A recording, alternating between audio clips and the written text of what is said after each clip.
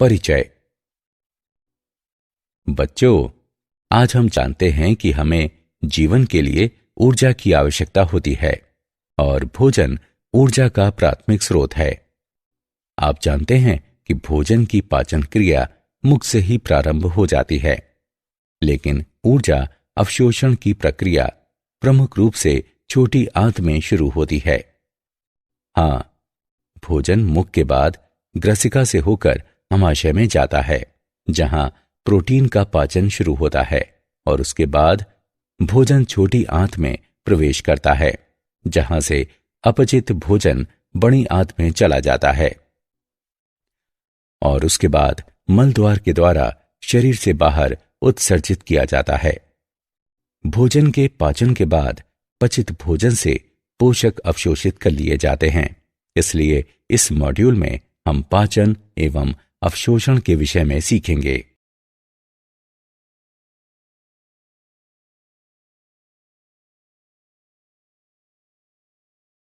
उद्देश्य। इस पाठ के अंत में आप निम्न करने में सक्षम हो जाएंगे: पाचन तंत्र का वर्णन करना, भोजन के पाचन का वर्णन करना, पचित भोजन के अवशोषण की व्याख्या करना, पाचन तंत्र के विकारों का वर्णन करना।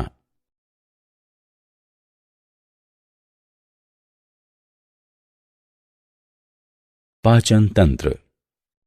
मनुष्य के पाचन तंत्र में आहार नली एवं पाचक ग्रंथियां होती हैं। आहार नली विभिन्न व्यास वाली एक नलिका यानी ट्यूब होती है। इसकी लंबाई 8 से 10 मीटर होती है। हमारे आहार नली का पहला अंग मुंह होता है। ये अनुप्रस्थ काट के जैसा होता है।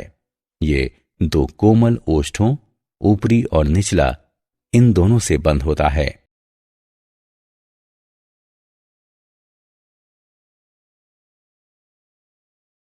मुख या मुख गुहा एवं तालु।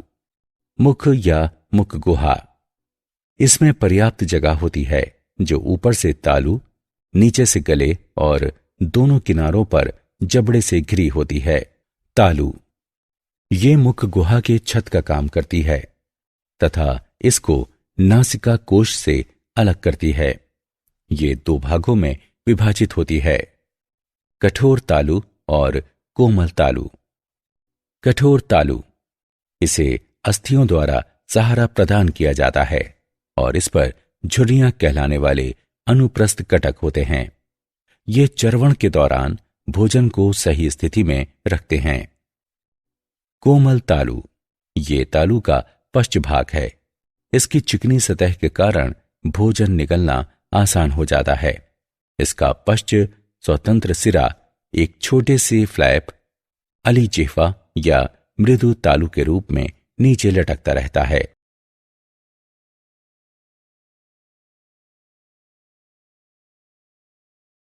जिह्वा ये लंबी स्वतंत्र रूप से घूमने योग्य संरचना है, जो मुख गुहा के तल पर स्थित होती है। जिह्वा के कार्य। ये अंतर्ग्रहण में सहायता करती है। ये भोजन का स्वाद प्रदान करती है। भोजन चबाने के लिए ये इसमें लार मिश्रित करके इसे मुलायम और चिकनी बनाती है। निगलने के लिए ये भोजन को बोलस, ग्रास कहलाने वाले गोलाकार पिंड में बदल देती है।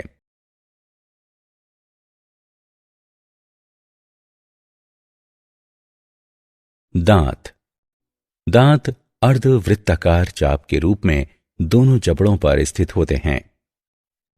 दांत गर्तिका या दंत कोष्टिका कहलाने वाली गर्त में अंतः स्थापित होते हैं। दांत 2 समूहों में निकलते हैं: अस्थायी दांत या दूध के दांत यानी पाती दांत और स्थायी दांत। मानव दांत द्विबार दंती होते हैं, क्योंकि मनुष्यों में दूध के दांत स्थायी दांतों से प्रतिस्थापित हो जाते हैं। दांत 4 प्रकार के होते हैं: कृंतक, रदनक, अग्र चणवर्णक और चरोणक। स्थायी दांत समूह में 32 दांत होते हैं।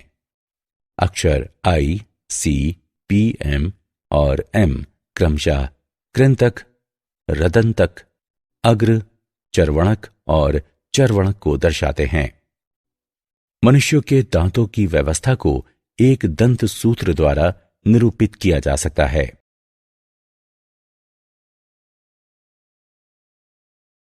ग्रसनी। ग्रसनी एक छोटे आकार वाला शंक्वाकार भाग है जहां भोजन और वायु मार्ग एक दूसरे को काटते हैं। इसमें निम्न छिद्र होते हैं: दो नासा छिद्र या आंतरिक रंध्र, दो यूरेस्टिकी नलिकाओं के छिद्र, ग्रासिका ग्रास नली का छिद्र, श्वासदार कंठ या श्वास नली का छिद्र और ग्रसनी में मुख गुहा का छिद्र। नासा ग्रसनी नासा कक्ष के पीछे स्थित होती है और इसमें आंतरिक रंध्र होते हैं। मुख ग्रसनी मुख गुहा के पीछे स्थित होती है और ये भोजन ग्रास का मार्ग है। ग्रसनी काकल ग्रसनी का सबसे निचला भाग है और इसमें दो छिद्र होते हैं: श्वासद्वार और ग्रासिका। श्वासद्वार श्वास नली में स्थित होता है और भोजन ग्रास निकलने के दौरान एक पत्ती जैसी उपास्थीमय संरचना घांटी ढक्कन द्वारा बंद हो जाता है। जब भोजन निगल लिया जाता है तब श्वास नली के छिद्र अलिजीवा द्वारा बंद हो जाते हैं।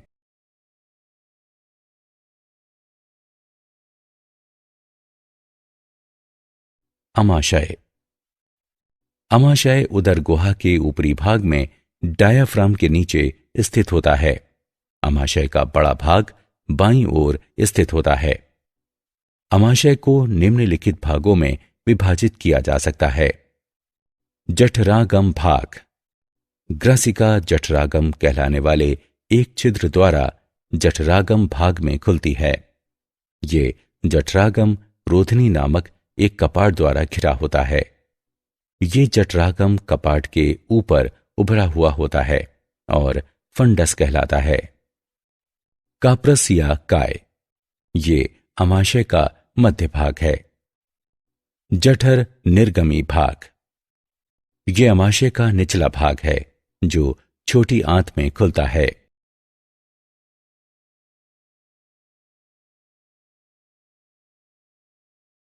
छोटी आंत। छोटी आंत लगभग 6 मीटर लंबी और 1 इंच व्यास वाली लंबी नली होती है। ये उदर गुहा में कुंडलित स्थित होती है। छोटी आंत में 3 भाग होते हैं: ग्रहणी, अग्र क्षुद्रांत और क्षुद्रांत। ग्रहणी आंत का पहला भाग है जो लगभग 25 सेंटीमीटर लंबा और यू आकार का होता है। अग्र क्षुद्रांत लगभग 2.5 मीटर लंबी और ग्रहणी की तुलना में संकरी होती है। अग्र क्षुद्रांत और क्षुद्रांत में स्पष्ट कटखंडन नहीं होते हैं।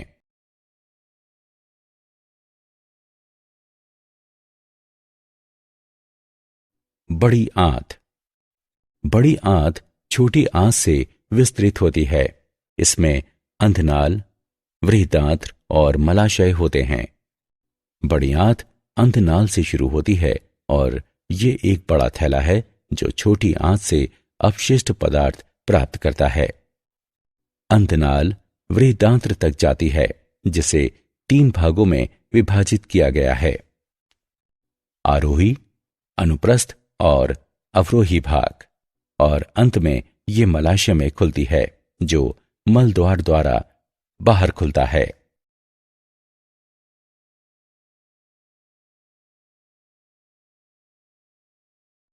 आहार नाल की दीवार में स्तर।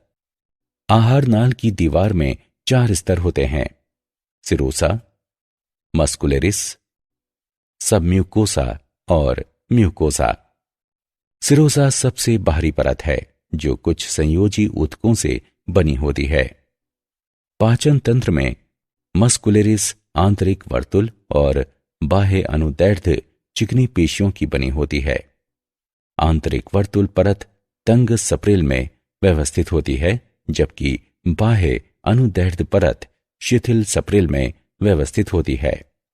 सब म्यूकोसा परत अनियमित सघन संयोजी ऊतक की बनी होती है। इसमें रुधिर, लसिका वाहिनियां और तंत्रिका जालक होते हैं। म्यूकोसा आहारनाल की दीवार की सबसे भीतरी परत है, जो 4 सुस्पष्ट ऊतक परतों की बनी होती है। म्यूकस उपकला, लेमिना प्रोप्रिया, श्लेष्मिका, म्यूकोसी परत और म्यूकोसी परत, जिसमें विविध म्यूकस स्रावित करने वाली ग्रंथियां होती हैं। म्यूकोसी परत का विशेष रूप से महत्व है, क्योंकि ये नम आंतरिक सतह की देखभाल करती है, जो आहारनाल की सबसे भीतरी परत को चिकना बनाती है। भोजन ग्रास के आगे बढ़ने की गति को सुगम बनाती है और मोटे खाद्य पदार्थों से म्यूकोसी घर्षण की रोकथाम करती है।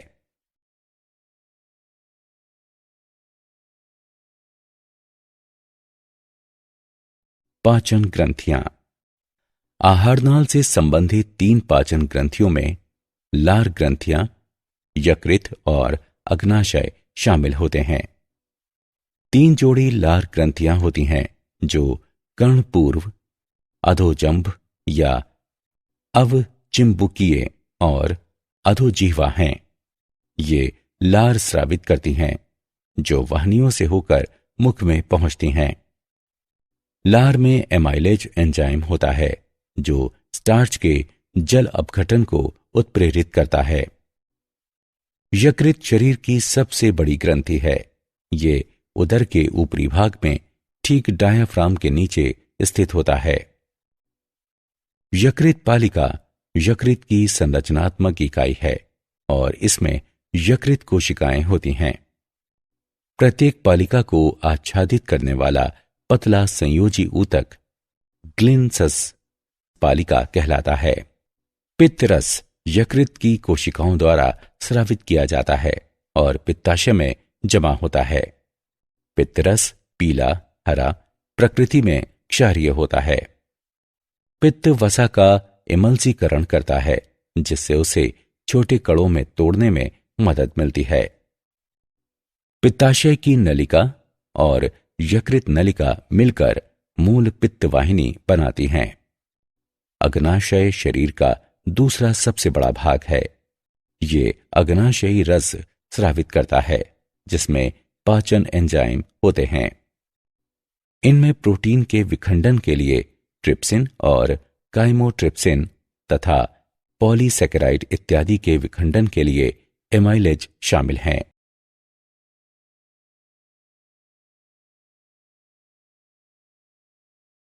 भोजन का पाचन। पाचन पथ की शुरुआत में दांत भोजन को चबाते और मिलाते हैं। इससे भोजन को छोटे छोटे टुकड़ों में तोड़ने की प्रक्रिया आरंभ होती है। लार ग्रंथियां लार स्रावित करती हैं, जिसमें श्लेष्मा होती है और ये भोजन के स्नेहन तथा इसे बोलस में बदलने में सहायता करती हैं। इसमें विद्युत अपघट्य और लार एमाइलेज एवं लाइसोजाइम एंजाइम होते हैं। लार की संक्रिया के कारण कार्बोहाइड्रेट आंशिक रूप से पच जाता है। लगभग 30% स्टार्च लार एमाइलेज द्वारा जल अपघटित हो जाता है, जबकि लाइसोजाइम जीवाणुओं के संक्रमण को रोकता है। अब आमाशय में क्रमाकुंचन नामक पेशी संकुचन द्वारा भोजन के बोलस नीचे ग्राजिका में आगे बढ़ाता है।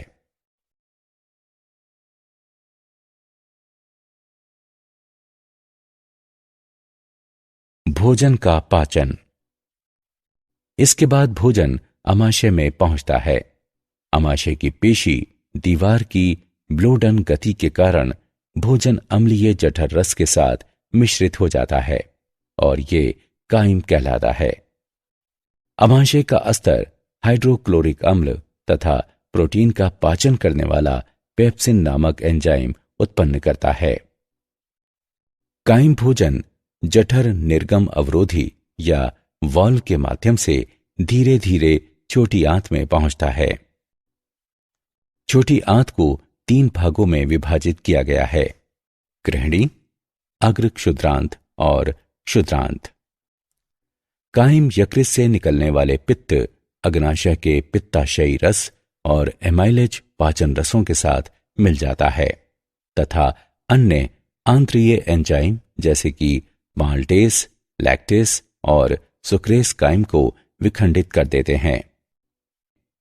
पेप्टाइड्स अमीनो अम्लों में, लिपिड्स वसा अम्लों एवं ग्लिसरॉल में तथा कार्बोहाइड्रेट शर्करा एवं ग्लूकोज में विखंडित हो जाते हैं।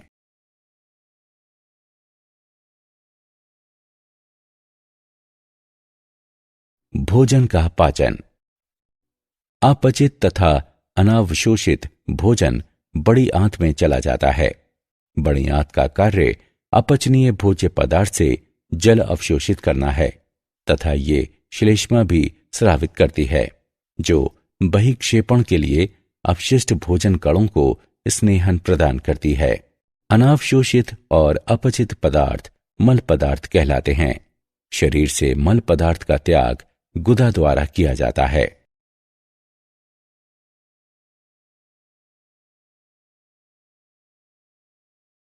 पाचित उत्पादों का अवशोषण। अंतिम उत्पादों का जठरांत से रुधिर या लसिका तक का परिवहन अवशोषण है। पॉलीसेकेराइड्स के विखंडन द्वारा उत्पन्न मोनोसेकेराइड्स जैसे कि ग्लूकोज, गैलेक्टोज तथा फ्रक्टोज का परिवहन विसरण या सक्रिय परिवहन को सुगम करके आंत की उपकला तक किया जाता है। सरल विसरण प्रक्रिया द्वारा शर्करा रक्त प्रवाह में पहुंचती है। जल का परिवहन परासरण प्रवणता द्वारा किया जाता है। पेप्टाइड खंड जो प्रोटीन के विखंडन के कारण बनते हैं, मुक्त अमीनो अम्लों के लिए पचाए जाते हैं। मुक्त अमीनो अम्ल द्वितीयक सक्रिय परिवहन द्वारा उपकला में प्रवेश करते हैं और सरल विसरण द्वारा ये छोड़ दिए जाते हैं। वसा अम्ल और ग्लिसरॉल का परिवहन मिसेल नामक सूक्ष्म बूंदों के रूप में होता है। मिसेल आंतरिक म्यूकोसा में चले जाते हैं। ये पुनः काइलोमाइक्रोन नामक सूक्ष्म प्रोटीन में संरचित होकर अंकुरों की लसिका वाहिनियों में चले जाते हैं। उसके बाद अवशोषित पदार्थ रुधिर प्रवाह में मुक्त कर दिए जाते हैं।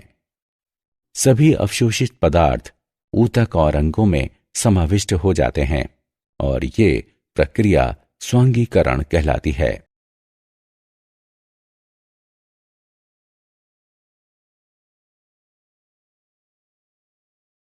पाचन तंत्र के विकार। पाचन तंत्र के सामान्य विकार हैं पीलिया। रुधिर प्लाज्मा में पित्त वर्णकों के संचय के कारण त्वचा और नेत्र पीले रंग के दिखाई देते हैं। पित्त वर्णक लाल रुधिर कोशिकाओं के विखंडन के कारण यकृत द्वारा उत्पन्न किए जाते हैं। वमन आमाशय में संग्रहित पदार्थों का मुख से बाहर निकलने की क्रिया है। प्रवाहिका मल त्याग की अपसामान्य बारंबारता और मल का पतला हो जाना। कोष्ठबंधता यानी कब्ज, मल का कठिनाई से निष्क्रमण। अपच पाचन की सामान्य प्रक्रिया में बाधा के कारण पेट भरा भरा महसूस होता है। अपच का कारण एंजाइम स्राव में कमी, व्यग्रता, अधिक भोजन करना एवं मसालेदार भोजन है।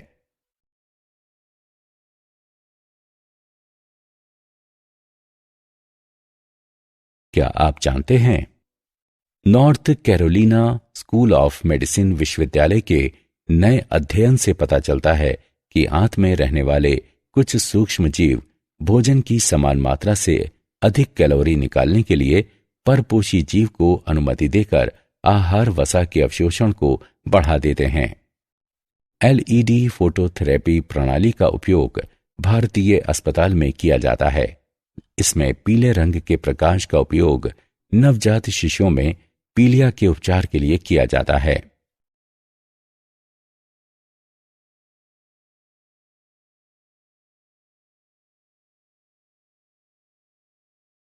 सारांश।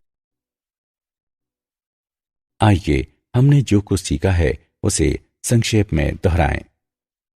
मानव पाचन तंत्र आहार नाल और पाचन ग्रंथियों का बना होता है। मुख गुहा में पर्याप्त जगह होती है जो ऊपर से तालू, नीचे से गले और दोनों किनारों पर जबड़ों से घिरी होती है।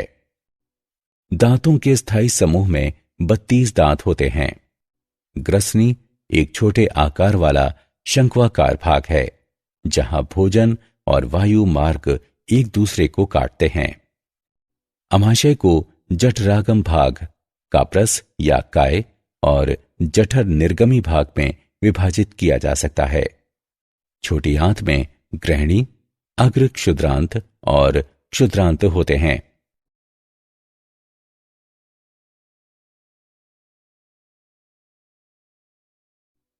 बड़ी आंत में अंधनाल, वृहदांत्र और मलाशय होते हैं।